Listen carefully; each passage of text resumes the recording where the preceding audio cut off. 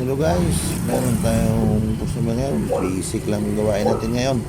Patay tayo ng radiator sa isang Nissan Yan ang Navara bagong Frontier. radiator. Ito, papalitan namin. Radiator ng Navara. Ayan ang luma. Ito ang bago. May bagong radiator.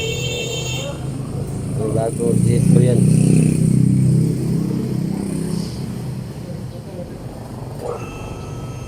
Papalitan namin. Yan ang luma nyo. Kita nyo.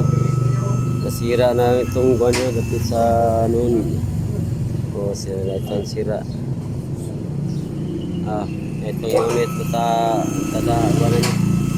Kakapitan namin ng radiator. Navara. Yung Nissan Navara. Frontier. O, ayun. Ang itong engine nya. O.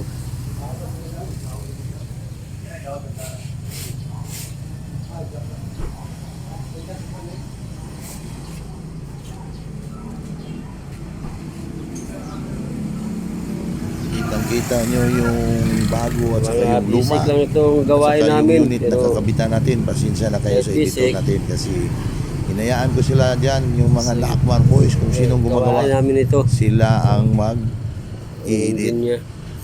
Kaso lang medyo nabaguhan lang. Mahiya pa. Madumi na. Hindi sanay. So, pasensya na kayo. So, ito yung unit, oh. Yan guys. Ito na yung bagong radiator. Ayun, nakabit na yung bagong radiator. So, ano tayo dyan? Basic lang ginagawa natin ngayon. Palit radiator. Kasi sira na yung radiator. Ito din yung May luma. tagas na sa ibabaw yung lumang radiator. Diyan dumadaan yung tubig. Yan, kitang-kita nyo dyan. So, hanggang dito lang ngayon. Dito lang tayo ngayon. Simpleng-simple lang. At least may trabaho tayo ngayon dito sa Nakmara. So, maraming salamat. Sobrang napaka-basic lang ginawa natin ngayon. Palit radiator. So, siyempre yung radiator yan is galing Nakmar Auto Parts and General Merchandise. Tayo ang sumupply dyan. At tayo pa ang kumakabit. So, maraming salamat.